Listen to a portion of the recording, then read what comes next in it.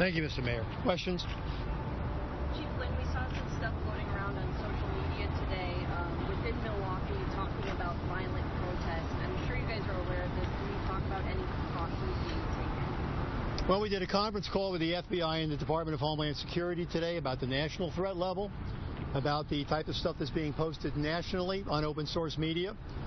We monitor open source media here in Milwaukee as well.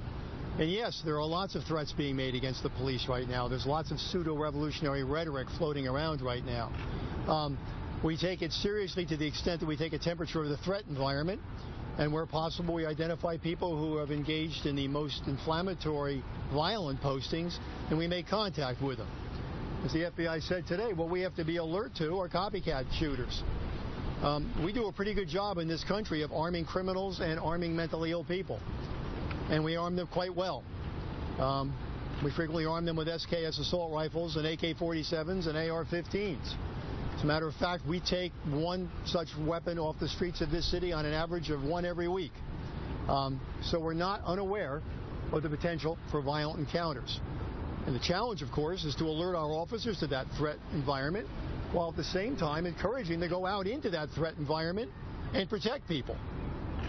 Because make no mistake about it, as your nightly newscasts make very clear to the metropolitan area, there's a lot of violence in our disadvantaged neighborhoods of color.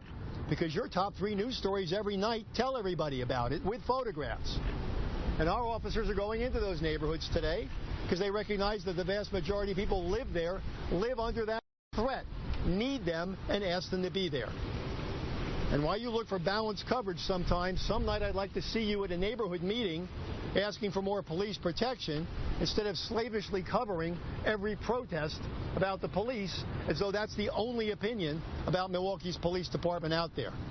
We're aware of the fact when we fall short of our own ideals, but we also would like some cognizance of the fact that our most disadvantaged neighborhoods are the ones that summon us the most.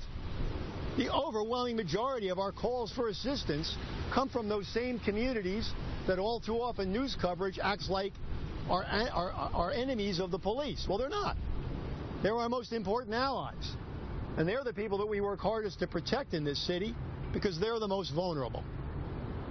So what we need to do is collectively take a deep breath here. This is not the police versus the community. It's the police and the community against the lawless. And that includes those who would abuse their authority and engage in wrongdoing. But it's overwhelmingly the community and the police against the heavily armed lawless. And I'd like that to be remembered sometimes as we hunt down the latest video from wherever in America and play it 10 times in one news cycle, and then wonder why we have people taking to the streets. What is your department doing to better protect officers? Are you teaming up together from here on out? Well, for the time being, we're going to double them up on the overnight shifts, the nighttime shifts.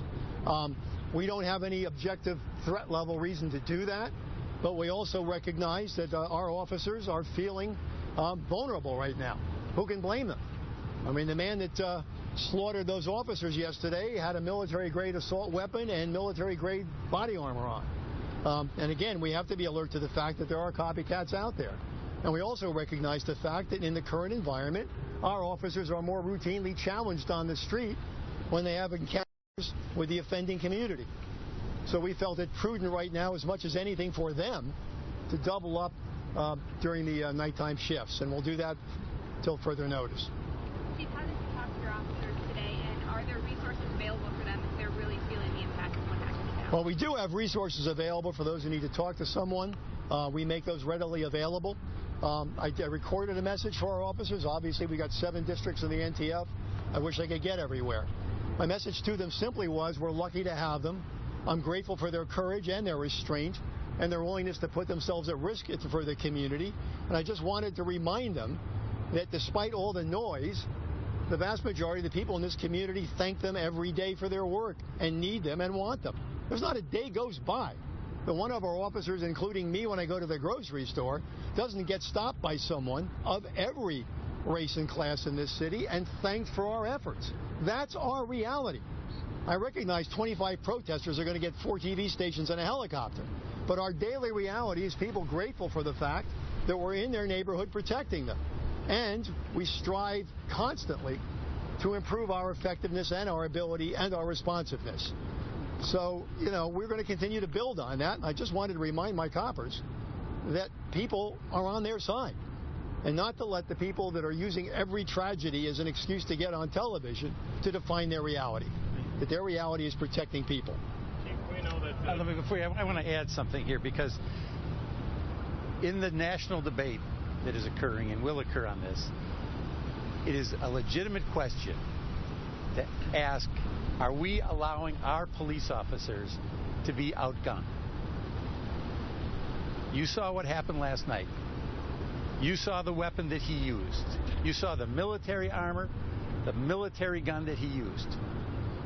Are we going to allow that to happen in this nation? And I think every citizen has to ask that question. I think everybody who cares about our police. We cannot have our police outgunned by someone who is hell-bent on going after them. And we have to have that conversation. And every time we bring that up, someone says, well, you're reacting. Yes, I'm reacting to the police officers that were murdered, that were assassinated last night. I'm reacting, and I'm saying I do not want our police officers to be outgunned. Chief, does double up mean 2 officers per car? To the layperson, say what double up means? Double up means 2 officers in a car, and a lot of our cars are like that anyway. We do maintain 1 officer units in certain sectors. I mean, we are, alert to the people's demands for rapid response to various calls for service. Obviously, that'll be somewhat impacted by having all the vehicles be 2 officer cars for now at night. But again, we recognize that we have an obligation to settle the nerves of our officers. I mean that in the most positive sense. And I don't think that's unreasonable. I think the public would understand that. What about the ones on bikes? Will there be any changes? They're usually doubled up anyway, and sometimes they go out in larger groups when they want to, have an impact on a hotspot location. So they're in a pretty good spot. The motorcycles always ride double up, sometimes more so. So this is primarily about the fact that some of our sectors that we see as less intense often have 1 officer units. We want to make sure that we double everybody up for the time being. Chief, we know that some people were going to the district stations today, dropping off cookies and thank you cards and those kinds of things. What does that mean to the office? Well, that means the world. I mean, listen, there are many times our occupation is a heck of a lot more like an umpire's, and nobody loves the umpire. But people need us to make decisions to help regulate the open spaces of society so people can go about their business. And so we're in the business of saying no to people. And this isn't a country that likes to be told no. This isn't a country that likes to be told don't do that anymore, or you're making too much noise, or the little old lady around the corner deserves some peace and quiet, get off her porch.